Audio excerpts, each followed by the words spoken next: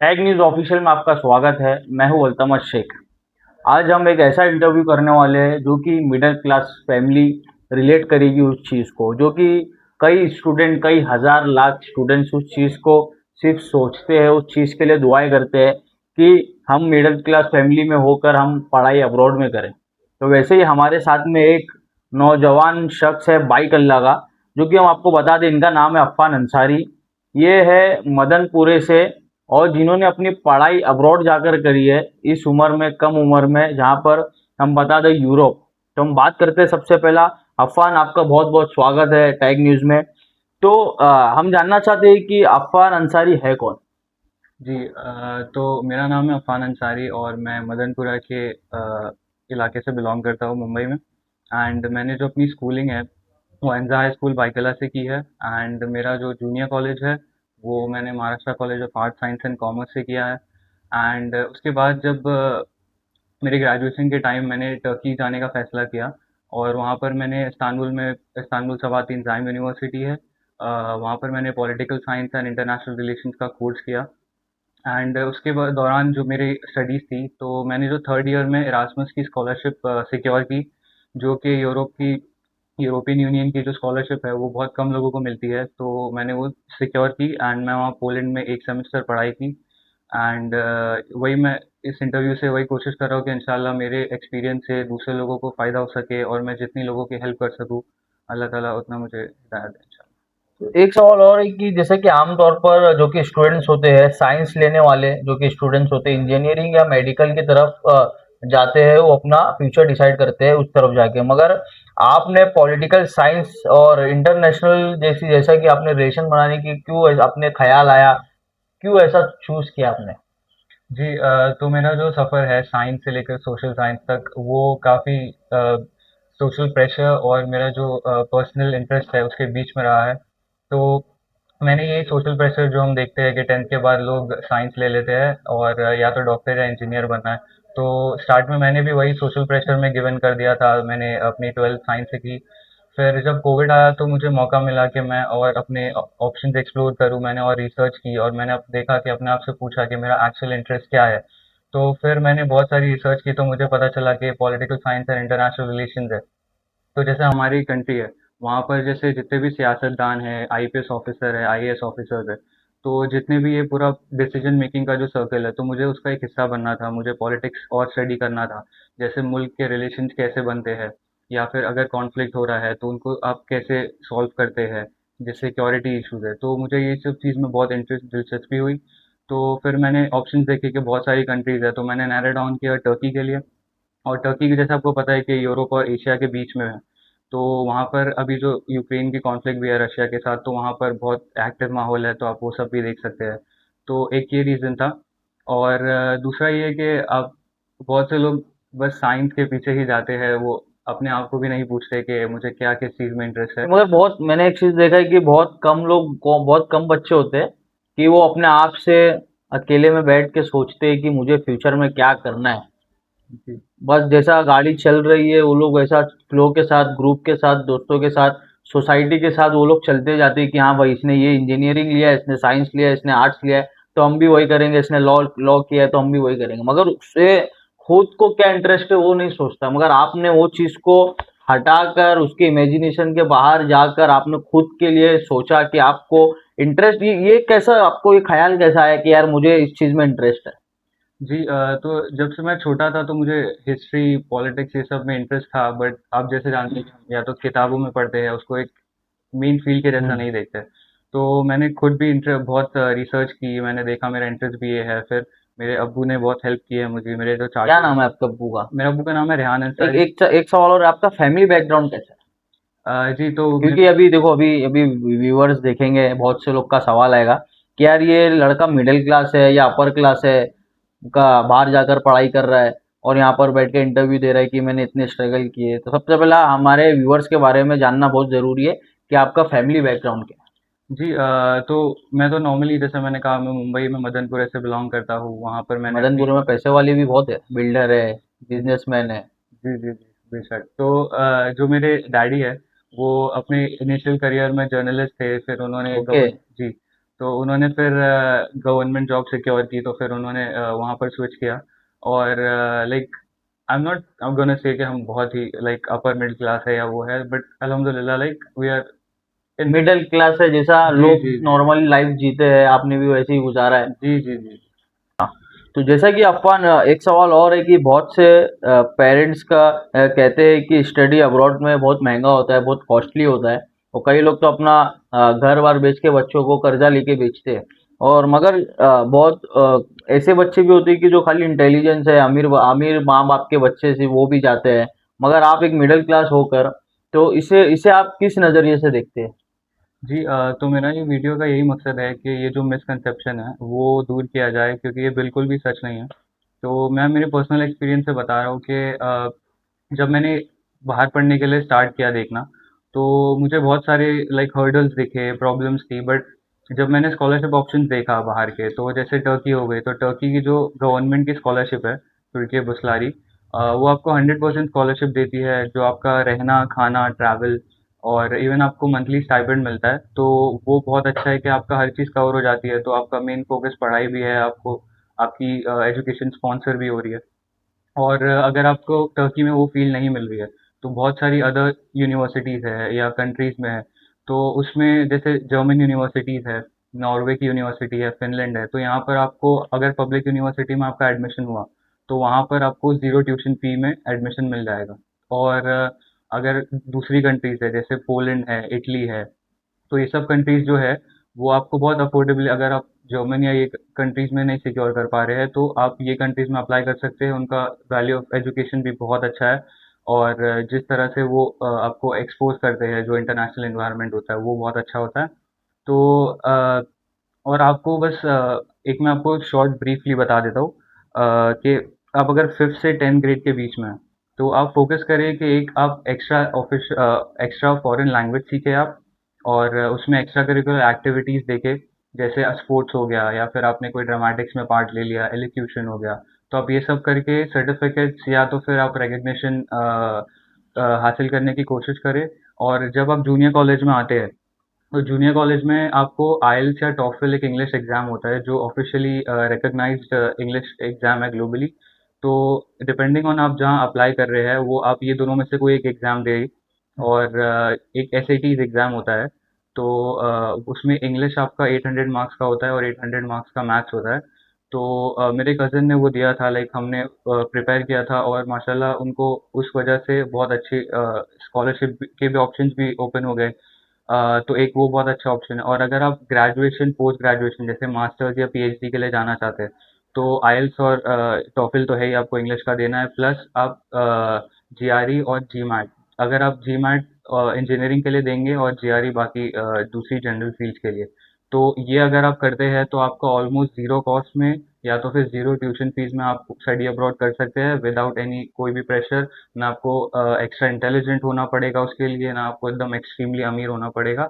आप इसके थ्रू आराम से स्कॉलरशिप और तालीम हासिल कर सकते तो एक सवाल और है कि जैसा कि अगर मिडिल क्लास फैमिली हैं। जी अपने बच्चे को अगर अब्रॉड भेजना चाहते हैं, जी तो कई लोग होते हैं कि डायरेक्ट भेज देते हैं, भाई वीज़ा लगा, स्कॉलरशिप मिल गए, हम चले गए।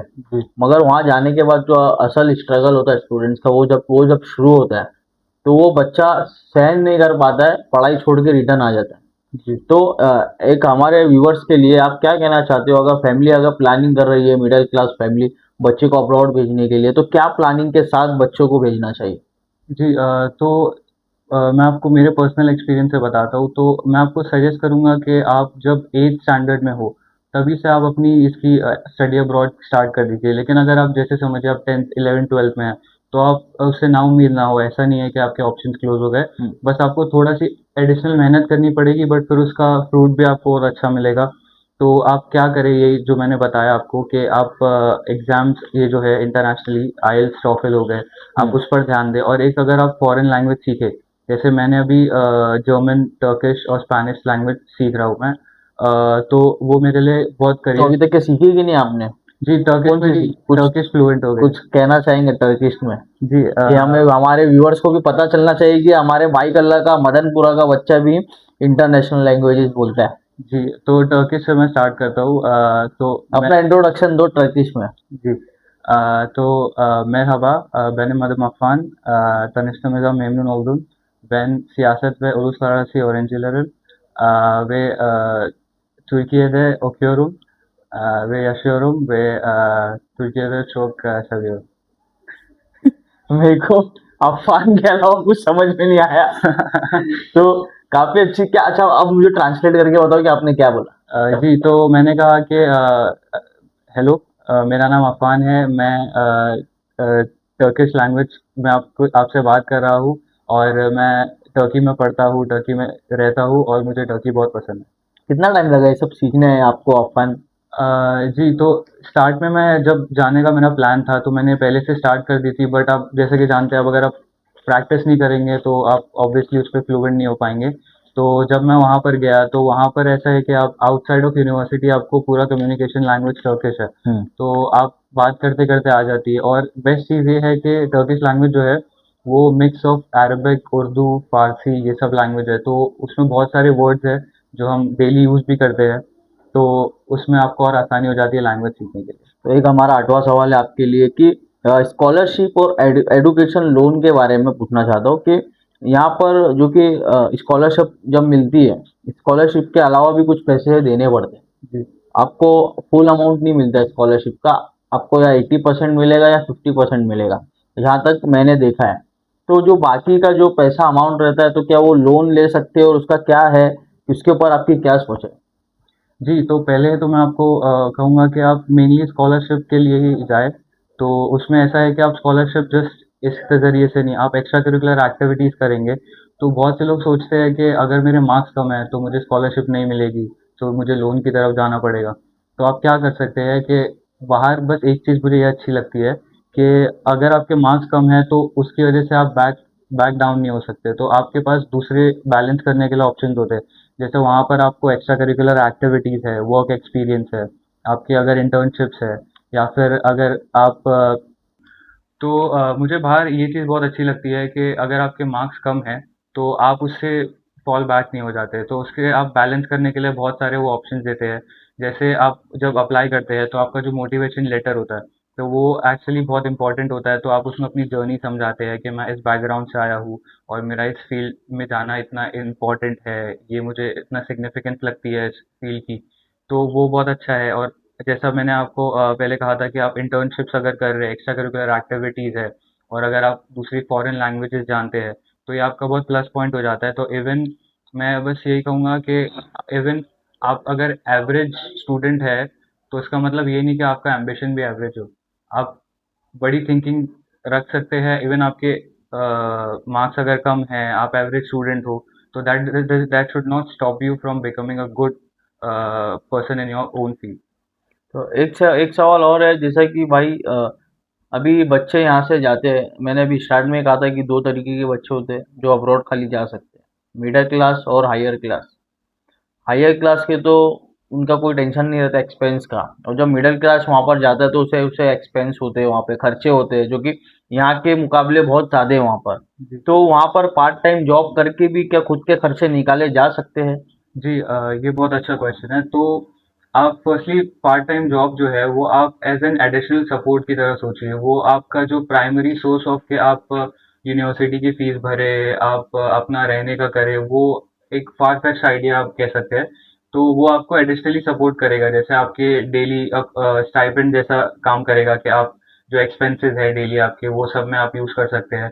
तो पार्ट टाइम जॉब बहुत सारी कंट्रीज में अवेलेबल होता है, बट डिपेंडिंग ऑन आपका जो फील्ड आपने चूज की है, आपके जो वीज़ा रूल्स हैं, तो आप कोई भी कंट्री जो भी आप सेलेक्ट कर रहे हैं स्टडी अब्रॉड के लिए, आप उनके वीज़ा रूल्स पहले पढ़ ले। तो डिपेंडिंग ऑन दैट आप बहुत सारी उनके पास स्टूडेंट की अपॉर्चुनिटीज़ रहती है। और बाहर की ये चीज़ भी बहुत अच्छी है कि वो जो जैसे हम मॉल में देखते हैं, या फिर ऐसा कोई कॉफ़ी शॉप्स हो गए, ये सब रेस्टोरेंट हो गए, तो वहाँ पे वो लोग स्टूडेंट्स को इनकरेज करते हैं कि आप वहाँ से वहाँ पर पार्ट टाइम काम कर सके, या फिर अगर आप रिसर्च में भी जा सकते हैं, ये सब तो आपको एज ए स्टूडेंट बहुत हेल्प हो जाती है पार्ट टाइम की।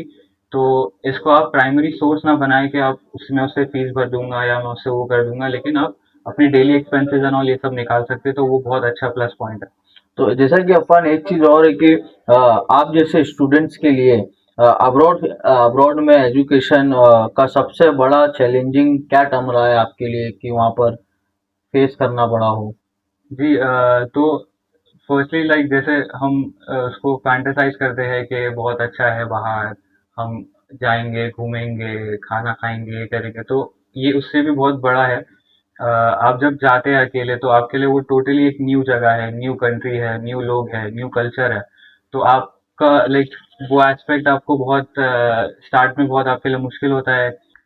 तो मेरे जो फादर है वो यहाँ से मुझे अकम्पनी किए गए मेरे फादर ने, तो हम साथ में टर्की गए थे, और जितने भी रजिस्ट्रेशन प्रोसेस है एंड ऑल मेरे डैडी ने बहुत हेल्प करी थी। बट फिर इवेंचुअली डैडी को जाना ही पड़ेगा, तो उसके बाद से आपको लाइफ दिखने लगती है, क्योंकि आपको हर डिसीजन खुद लेने हैं। आपको जितने भी फाइनेंशियल मैनेजमेंट है, आपको पढ़ाई से रिलेटेड डिफिकल्टीज है, वो आपको खुद अकेले फेस करना है। जैसे आपको पता है इंडिया का जो नेचुरली फैमिली सिस्टम है वो बहुत स्ट्रांग है। बाहर आप देखेंगे अगर आप 18 साल के हो गए तो आपको मूव आउट करना पड़ता है, आपको खुद जॉब करना पड़ता है। तो वो एस्पेक्ट यहाँ पर नहीं था, बट जब आप बाहर जाकर पढ़ेंगे तो आपको ऑब्वियसली ये सब मुश्किलात झेलनी पड़ेगी। बट देखिए, ये चीज़ें अगर आप अपने कंफर्ट जोन से निकल कर कुछ करेंगे तभी आप सक्सेसफुल होने के आपके चांसेस ज़्यादा है। तो अगर आप कंफर्ट जोन में ही रहेंगे तो फिर you can't expect a miracle. एक सवाल और है कि हमने अब्रॉड की स्टडी के लिए अच्छी बात भी कर ली, स्ट्रगलिंग की बात भी कर ली। डार्क साइड क्या है? जो यहाँ के बच्चे जब बाहर जाते हैं उसका डार्क साइड भी एक होगा कि जी। जो बच्चे किसी को नहीं बोल पाते, वो खुद ही हम्म। फेस करते वो चीज़। क्या है आपके साथ ऐसी कौन सी चीज़ हुई है जो आपने ना अपने दोस्तों को बताया ना अपने पेरेंट्स को बताया?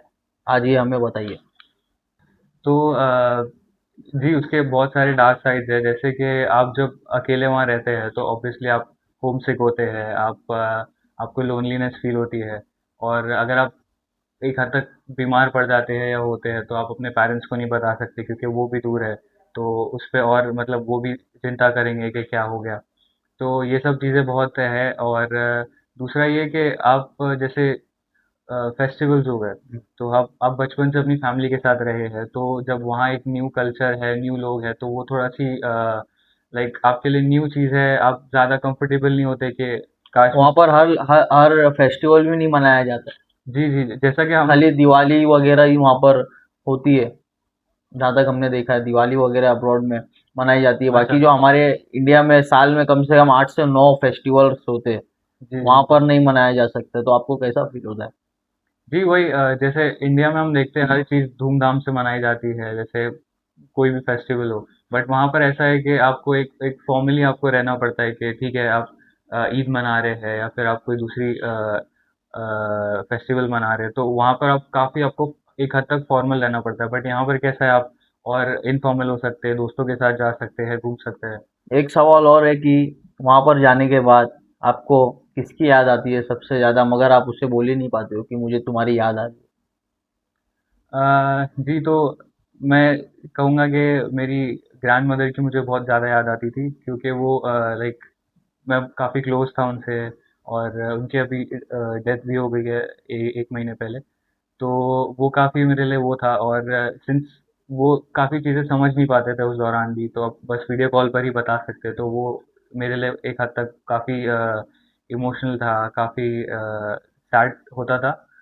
हाँ, तो बस वही एक एक एक्सपीरियंस बहुत मुझे इमोशनली हार्ड था। है।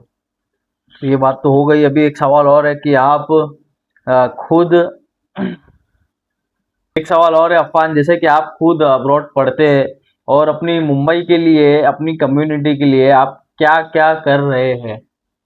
जी ये सवाल मुझे बहुत अच्छा लगता है। तो मैं बस ये नहीं चाहता कि लाइक मैं अपना बाहर जाऊँ, पढ़ाई करूँ, बस अपना आप कमाएँ, आप सक्सेसफुल हो और बस वहाँ पर आपका जर्नी खत्म हो जाए।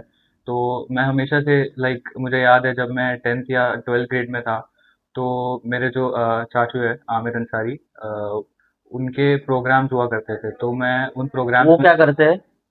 जी वो मदनी स्कूल हाई स्कूल है, उनके प्रिंसिपल है। वो अपना करियर काउंसलिंग भी करते हैं, काफ़ी उनके प्रोग्राम्स तो होते हैं। आपकी काउंसलिंग भी मुझे लग रहा है वही की है कि इंडिया छोड़ के जाओ बाहर पढ़ो।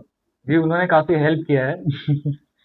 अ, हमेशा वो और मेरे डैडी काफ़ी मुझे गाइड करते थे इस प्रोसेस में।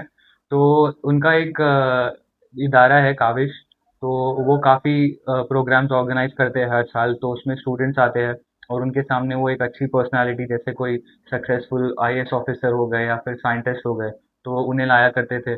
तो उनको देखकर उनकी स्टोरीज़ आप सुनते मोटिवेट हो। आपको जी, जी, वो मोटिवेशन मिलता था। बहुत, क्योंकि आप हमेशा अगर आप मूवीज़ में देखें या फिर आप उसमें देखें टीवी में, तो आपको लगेगा ये मैं कनेक्ट नहीं हो पा रहा हूँ। बट अगर कोई लाइफ बंदा वो चीज़ कर रहा है और वो कर आके अपना एक्सपीरियंस बता रहा है, और वो एक अच्छी चीज़ है कि उसमें फ़िल्टर नहीं था कि आप अच्छी-अच्छी चीज़ें ही बताएँ, तो वो उससे काफ़ी मैं मोटिवेट हुआ।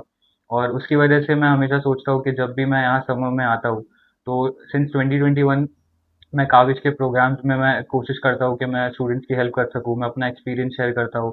फिर मैं उनको अगर इंग्लिश के रिगार्डिंग कोई हेल्प चाहिए होती है, इंग्लिश लैंग्वेज की, उनको कोर्सेज़ पूछने हैं या फिर इंग्लिश के लिए या फिर कोई भी चीज़ें उनको पूछनी हो, तो मैं कोशिश करता हूँ मैं जितना उनकी हेल्प कर सकूँ। तो मतलब जैसा कि आप सेकंड जनरेशन है, फर्स्ट जनरेशन आपके फादर है, चाचू है, वो पढ़े लिखे हैं, जी, फिर सेकंड जनरेशन आप है, तो मतलब आप इस कल्चर को कंटिन्यू रखना चाहते हो जी, जी, जी। कि हमारे जो घर में कल्चर हो, generation generation to generation educated ही हमारे बच्चे निकले। जी, बिल्कुल। देखिए, आज हम ऐसे माहौल में रह रहे हैं ना कि आपको एजुकेटेड होना बहुत ज़रूरी है। हम्म। और सिर्फ ऐसा ही नहीं कि बस आप एजुकेशन में हैं लेकिन आप दूसरे कुछ आप लोगों की हेल्प नहीं कर पा रहे हैं, बस आप अपने उसमें लगे। तो मुझे ये चीज़ भी ब्रेक करना था बैरियर कि एक कम्युनिटी, आप अगर जो कम्युनिटी से निकले आपको उनकी हेल्प करनी है, नो मैटर व्हाट। अगर आप कम्युनिटी जहाँ से निकले आप उनकी हेल्प नहीं कर पा रहे, तो आप और जितने बहुत से मुस्लिम कम्युनिटी को देखा जाता है कि यार इनकी कम्युनिटी में पढ़े लिखे नहीं है, जी, जी, जी। तो आप उस चीज़ को गलत साबित करना चाहते हो जी, एक्चुअली सोसाइटी में। जी, जी, जी। जब एक्चुअली मैं बाहर गया था, तो ये बहुत बड़ा मिसकंसेप्शन था कि जो इंडियन मुस्लिम्स हैं, लाइक उनको वो पढ़ नहीं पाते हैं या फिर वो बहुत लाइक लो एजुकेशन एजुकेटेड होती है नहीं है। उनकी। तो ये मैंने जब लोग मुझे देखा लोग ने, तो वो परसेप्शन भी एक हद तक के ब्रेक हुआ। तो एक आखिरी सवाल है हमारा अफान की, स्टूडेंट्स है जो आम स्टूडेंट्स, आपके पेरेंट्स, आपके दोस्तों को क्या मैसेज हमारे ज़रिए आप देना चाहते हो? जी, सो फर्स्टली तो मैं आपको कहना चाहूँगा कि आप ऐसा मत सोचिए कि बस इंडिया छोड़कर जाना, अगर आप स्टडी अब्रॉड कर रहे हैं, तो वो बहुत मुश्किल है हर एस्पेक्ट पे। बट वो मुश्किलात होंगी, बट ऐसा है कि वो इम्पॉसिबल नहीं है।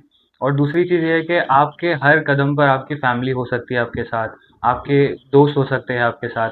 तो आप कोशिश करें कि उन सबको as a motivating factor use करें।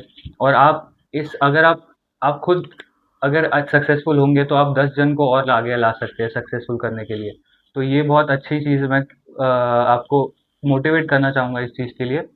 और दूसरी चीज़ ये है कि आप इसको इम्पॉसिबल मत सोचिए, थोड़े मुश्किलात आएँगी, बट अगर आप मुश्किलात से नहीं आएँगे तो आप ना इंडिपेंडेंट हो पाएँगे, ना आपका कैरेक्टर इम्प्रूवमेंट हो पाएगा। तो अगर आपको एक सक्सेसफुल आदमी बनना है मॉरली या फिर एजुकेशनली, तो आपको एक डिफ़िकल्ट पाथ से गुज़रना ज़रूरी है। बट उस पाथ में आपको डिफ़िकल्टीज़ आएँगी, बट इवेंचुअली आपको जो सक्सेसफुल होगी सक्सेस आपको मिलेगी, तो वो हर चीज़ के लिए कॉम्पेंसेट कर देगी और इंशाल्लाह जी, बहुत बहुत शुक्रिया हमसे बात करने के लिए अफ़ान भाई, अपना कीमती वक्त आपने दिया हमें, और हमारे व्यूअर्स को आपने काफ़ी नॉलेज दी है कि पता चले बच्चों को कि अब्रॉड जाने के लिए क्या करना होता है, क्या करते हैं, और कैसा बाहर का सिस्टम है, कैसी सोसाइटी है बाहर की। तो बहुत बहुत शुक्रिया। तो हम आगे के अपडेट्स के लिए हमको ऐसी फॉलो करते रहिए, ऐसी हम नॉलेज की चीज़ें लाते रहेंगे, और हमारे जो कि हर एरिया के जो होनहार बच्चे हैं, जो अपने एरिया का, सोसाइटी का, माँ बाप का, दोस्तों का नाम रोशन करते हैं, हम उनके साथ ऐसे ही इंटरव्यू करते रहेंगे। Thank you for watching Tag News official. Altamash Sheikh.